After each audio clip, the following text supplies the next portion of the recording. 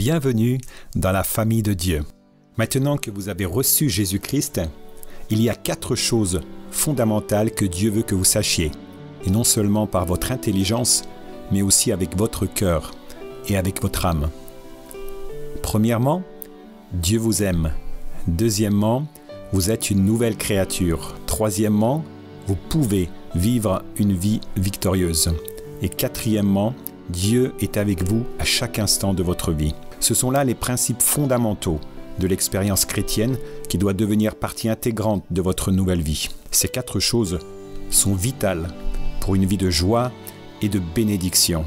Alors voyons ces choses plus en détail. Premièrement, Dieu vous aime. Quelle que soit la direction que votre vie prenne, n'oubliez jamais que Dieu vous aime véritablement. Beaucoup de gens se sentent mal aimés et indésirables. L'homme peut en effet être froid, insouciant, indifférent. Mais Dieu aime tous les hommes, du pécheur le plus misérable au chrétien le plus sanctifié. Il a prouvé cet amour en envoyant son Fils unique mourir pour nos péchés.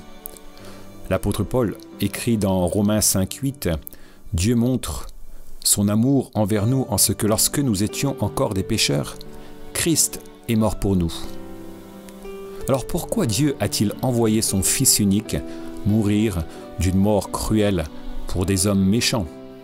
Parce que, justement, il nous aime et nous veut avec lui au ciel. Paul lui-même illustre l'amour de Dieu, lui qui était autrefois un pécheur. Il écrit à Tite, dans le chapitre 3, à partir du verset 3, « Car nous aussi nous étions autrefois insensés, désobéissants, égarés, asservis à toute espèce de convoitise et de volupté, vivant dans la méchanceté et dans l'envie, odieux, et nous haïssant les uns les autres. Mais lorsque la bonté de Dieu, notre Sauveur, et son amour pour les hommes ont été manifestés, il nous a sauvés, non à cause des œuvres de justice que nous aurions faites, mais selon sa miséricorde, par le baptême de la régénération et le renouvellement du Saint-Esprit, qu'il a répandu sur nous avec abondance par Jésus-Christ, notre Sauveur, afin que, justifiés par sa grâce, nous devenions en espérance héritiers de la vie éternelle. Alors y a-t-il une chose que nous ayons pu faire pour mériter l'amour de Dieu? Absolument pas.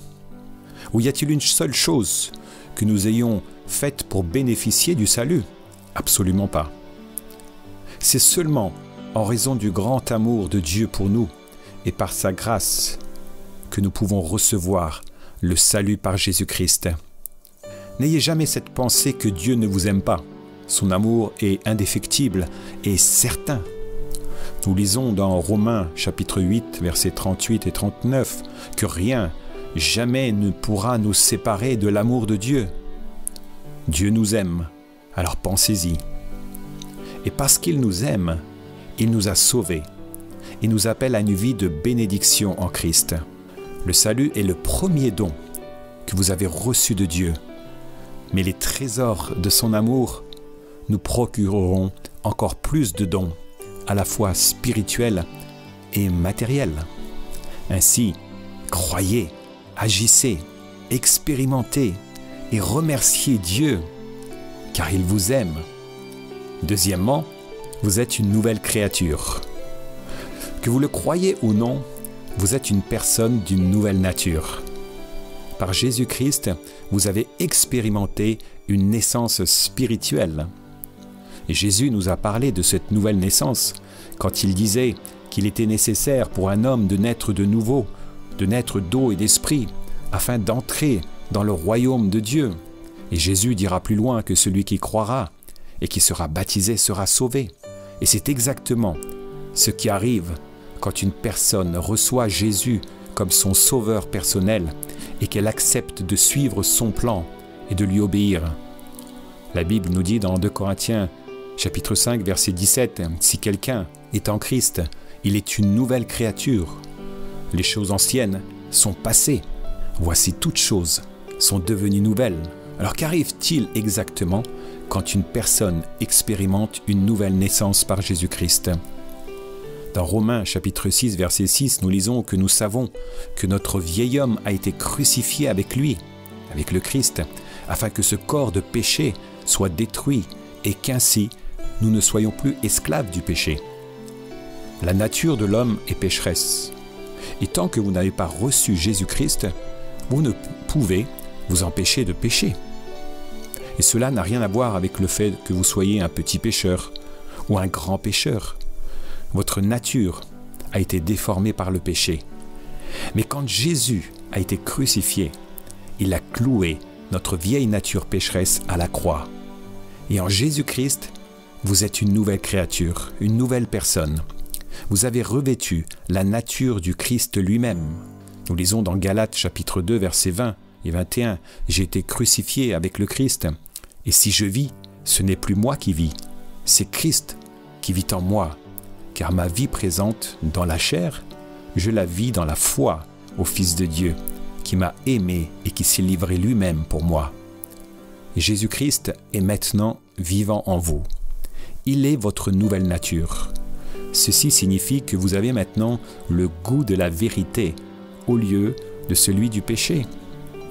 Vous avez maintenant le désir de servir Dieu et non plus vous-même.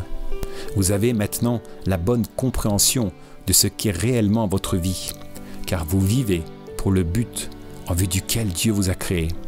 Vous avez été renouvelé. Vous êtes une personne d'une nouvelle nature. Troisièmement, vous pouvez vivre victorieusement. Parce que vous êtes une nouvelle personne, vous êtes maintenant capable de vaincre chaque habitude de péché. Ceci ne veut pas dire que vous ne pécherez jamais plus. En fait, l'apôtre Jean dit que tout chrétien qui prétend ne jamais pécher est tout simplement un menteur. Étudiez cela dans la première épître de Jean au chapitre 1er. L'apôtre souligne la volonté de Dieu de pardonner nos péchés sans attendre, dès que nous sommes vraiment repentants. Mais Dieu veut que nous éliminions notre habitude de péché. Et puisque Jésus-Christ a cloué notre vieille nature pécheresse à la croix, nous pouvons, par Jésus-Christ et seulement par lui, vivre victorieusement face au péché. Comment donc pouvons-nous avancer ainsi? Paul dit que vous devez d'abord vous regarder vous-même comme mort au péché et comme vivant pour Dieu en Jésus-Christ, dans Romains 6, 11. Ceci signifie d'abord que vous devez croire que Jésus a crucifié réellement votre nature pécheresse et qu'il vit réellement en vous. Ensuite, l'apôtre Paul nous dit de ne pas céder au péché, mais de nous soumettre à Dieu. Donnez votre vie au Seigneur. Donnez votre esprit, votre âme et votre corps à Dieu. Consacrez-vous entièrement à son service. L'apôtre Paul dit que si vous faites cela, le péché n'aura plus de pouvoir sur vous. Ainsi, redressez-vous par la force que vous avez en Christ. Consacrez-vous entièrement à lui, et vous ne serez pas vaincus par le péché. Le gain que vous obtenez, dit l'apôtre Paul, est le don de la vie éternelle en Jésus-Christ notre Seigneur. Enfin, quatrièmement, Dieu est avec vous à chaque instant de votre vie. Parfois, il vous semblera que Dieu est à des millions de kilomètres de vous, mais votre impression sera fausse. Jésus a promis de ne jamais nous laisser et de ne jamais nous abandonner.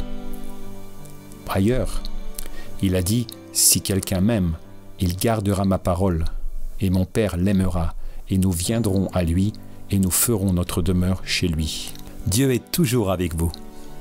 Il est fidèle. Vous pouvez vous détacher de lui et le trahir, mais lui vous restera fidèle. Beaucoup de textes de l'Écriture attestent la fidélité de Dieu.